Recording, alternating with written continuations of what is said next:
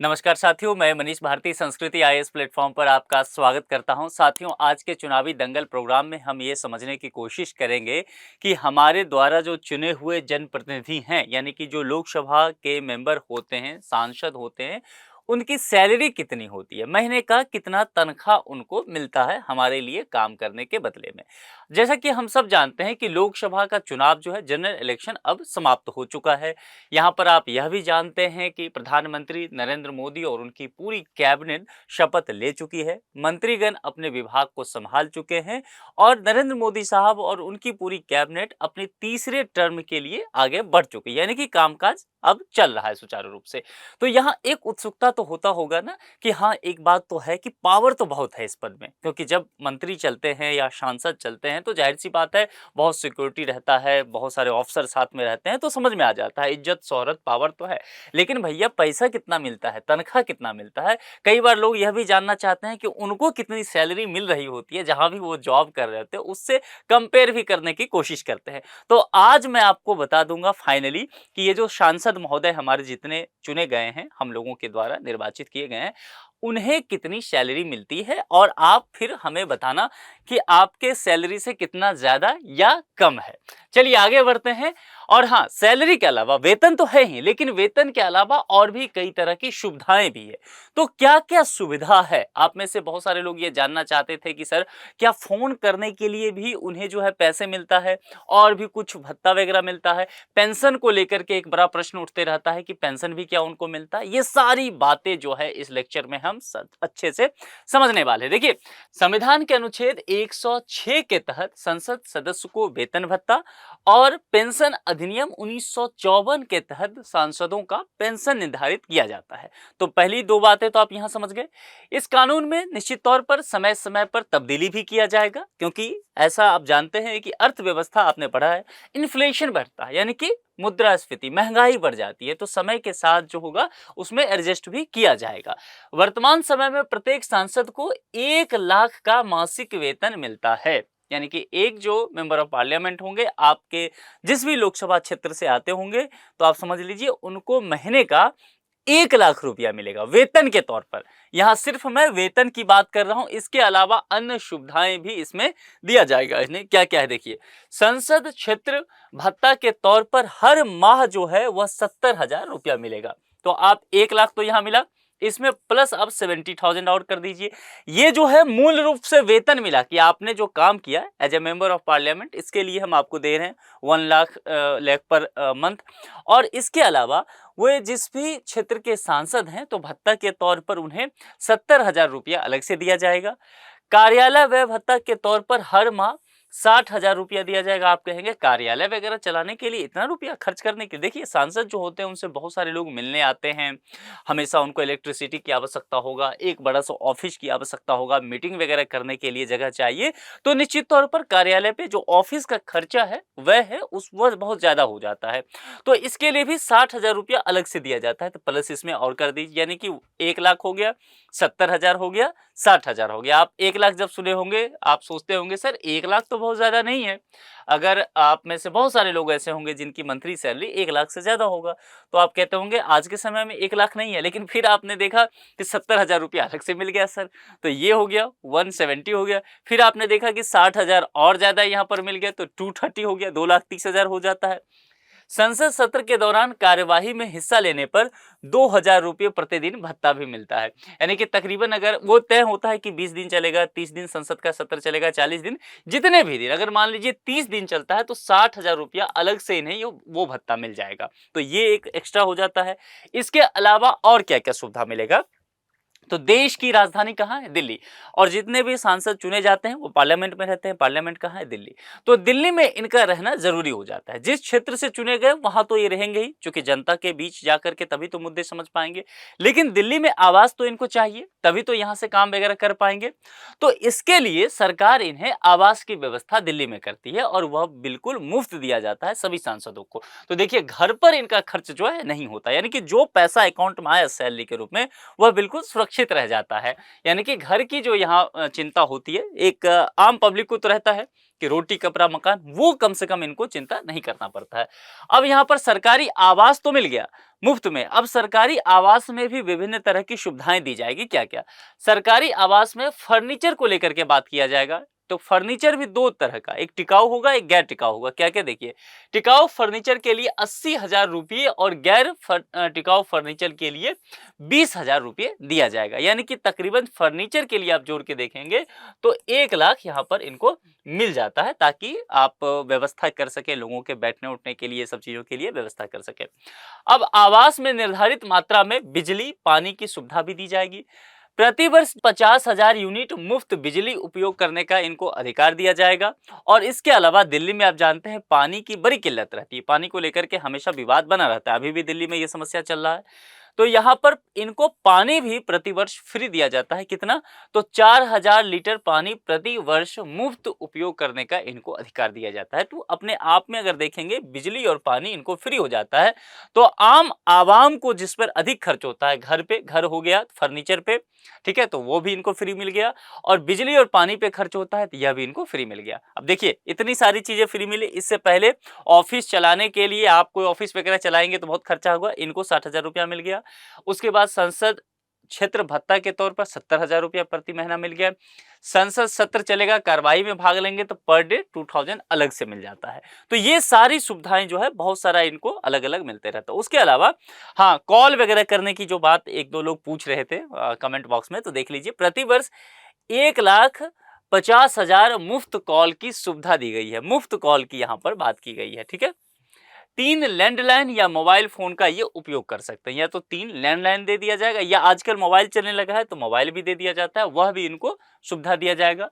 संसद सदस्य भारत में निर्धारित संख्या में मुफ्त हवाई यात्रा भी कर सकते हैं। ये अनलिमिटेड नहीं है, लेकिन भारत के अंतर्गत, ये नहीं कि इनको सिंगापुर जाना है तो उनके लिए नहीं, ऐसी व्यवस्था नहीं है। लेकिन अगर भारत भर में भ्रमण करना चाहते हैं तो एक लिमिटेड मात्रा में कर दिया गया है कि आपको यह मुफ्त तौर पर हवाई सुविधा दिया जाएगा, ठीक है। तो यह भी देखिए यात्रा के लिए इनको सुविधा मिल गया। यानी कि पूरा का पूरा पैसा जो है ना संसद महोदय का, वो बच जाता है। रेलवे की लेकर के बात करते हैं, चूंकि हवाई यात्रा तो लिमिटेड है, ठीक है। अब रेलवे हमारे देश के लिए एक जो है लाइफलाइन है, तो रेलवे को लेकर के बात करते हैं।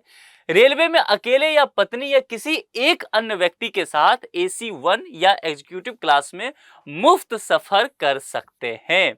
2 व्यक्ति हो गए, यानी कि एक तो खुद हो गए, एक उनकी वाइफ हो सकती हैं, या कोई और सहयोगी हो सकते हैं, या कोई उनका मतलब हो सकता है कोई उनका बच्चा हो। यानी कि 2 लोग उनके साथ, उनको मिला करके 2 लोग जो है तो AC 1 या एग्जीक्यूटिव क्लास में मुफ्त में यात्रा करने की सुविधा दी जाती है। अब देखिए यहाँ भी पैसा बच गया। संसद सदस्य के सहायक जो होते हैं वह AC 2 में मुफ्त सफर कर सकते हैं। तो यह सहायक पर जो खर्च करते वह भी इनका बच जाता है। अब यदि मान लीजिए एक तो होगा हवाई मार्ग से उन्होंने यात्रा किया, उसके बाद रेल मार्ग से यात्रा किया, अब क्या सड़क मार्ग से देख लेते हैं। तो सड़क मार्ग से यात्रा की स्थिति में संसद सदस्य को 16 रुपया प्रति किलोमीटर यात्रा भत्ता प्राप्त होता है, ठीक है। यानी कि जितने किलोमीटर ये चलेंगे 16 रुपया इनका ऐड होता जाएगा, वह यात्रा भत्ता के तौर पर इन्हें दिया जाएगा। यानी कि यात्रा पे बिल्कुल इनका मान के चलिए खर्च नहीं होता है। इसलिए आप देखते होंगे संसद सदस्य जो है वह आज आपको अपने लोकसभा क्षेत्र में दिखेंगे, और आप सोच ही रहे होंगे कि लोकसभा क्षेत्र में होंगे, आपको कोई काम होगा, उनके घर आप जाएंगे, आपको उनके स्टाफ के द्वारा पता चलेगा कि सांसद महोदय तो अभी अभी दिल्ली के लिए निकल गए हैं, और आप टीवी पे देख भी रहे होंगे कि हाँ वो दिल्ली में है किसी बात को लेकर के, अगर वो चर्चा में रहे हैं तो। और फिर अचानक से आप देखेंगे कि अगले दिन वो आपको क्षेत्र में घूमते नजर आएंगे, तो आपके मन में ये चलता होगा विचार कि यार कितना ज्यादा खर्च होता होगा इनको घूमने फिरने में, यहाँ से वहां जाने में। क्योंकि हम लोग जब यात्रा करते हैं तो जाहिर सी बात है खर्च तो होता है, तो हम उसी के अनुरूप सोचते हैं। लेकिन आप समझ गए यहाँ पर इनको जो है यात्रा पे आप कह सकते हैं कि ना के बराबर खर्च होता है। रेलवे में पूरी तरह से इनको फ्री दिया जाता है, और हवाई यात्रा जो है उसमें भी इनको छूट मिलता है, एक लिमिटेड नंबर रहता है उसमें।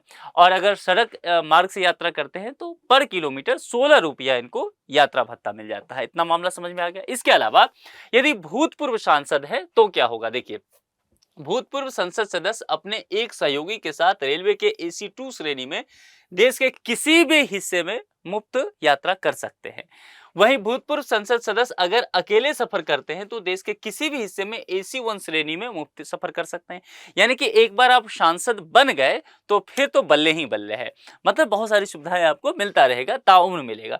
किसी भी अवधि के लिए संसद सदस्य रहने पर न्यूनतम पेंशन 25,000 रुपया प्रति माह निर्धारित है। यानी कि अवधि कुछ भी हो, अवधि कहने का मतलब है कि आप 5 साल रह जाते हैं संसद सदस्य तब भी, आप 5 दिन के लिए केवल सांसद बन जाते हैं तब भी आपको कम से कम 25,000 रुपया प्रति माह जो है वह यहाँ पर समझ लीजिए जो पेंशन दिया गया है वह निर्धारित कर दिया गया है। न्यू पेंशन स्कीम देश भर में चल रहा है, अभी आप जान रहे हैं, और उसको लेकर के विवाद भी है। ओल्ड पेंशन स्कीम लाने की विभिन्न राज्यों के द्वारा मांग किया जा रहा है। कुछ राज्यों ने अपने कर्मचारियों के लिए इसे लागू कर भी दिया है। केंद्र सरकार इस पर कह रही है कि हम इस पर रिव्यू करेंगे कि क्या हो सकता है, बीच बीच का मध्यम मार्ग कुछ निकालने की कोशिश करेंगे। उसमें हो क्या रहा है कि पहले जो होता था, मान लीजिए रिटायरमेंट के समय किसी व्यक्ति की सैलरी जो है वह 1 लाख तक पहुंच गई, ठीक है, रिटायरमेंट के समय, तो इनको जब तक ये जीवित रहेंगे इनको जो है 50,000 रुपया, यानी कि अंतिम रूप से जो इनकी सैलरी रिटायरमेंट के टाइम होगा उसका 50% इनको पेंशन के रूप में जब तक ये जीवित रहेंगे मिलता रहेगा। ये था। लेकिन अब ऐसा नहीं है। अब क्या है, आपका जो सैलरी है उसी में से कुछ अंश कट जाएगा पीएफ, उसमें से गवर्नमेंट भी कुछ हिस्सा देगी, वह ऐड होकर के फिर जो है रिटायरमेंट के टाइम उसी में से आपको कुछ कट कर करके पेंशन मिलेगा, या आप इकट्ठे निकाल लीजिए। यानी कि आप कह सकते हैं न्यू पेंशन स्कीम में पेंशन की व्यवस्था एक तरह से नहीं है अगर सरकार के हिसाब से देखें तो यहाँ पर इस बात को लेकर के लगातार विवाद चलता रहा है कि जब कर्मचारियों के लिए नहीं है तो सांसद सदस्यों को न्यू पेंशन स्कीम क्यों नहीं लागू होता, उन्हें पेंशन क्यों मिलता है।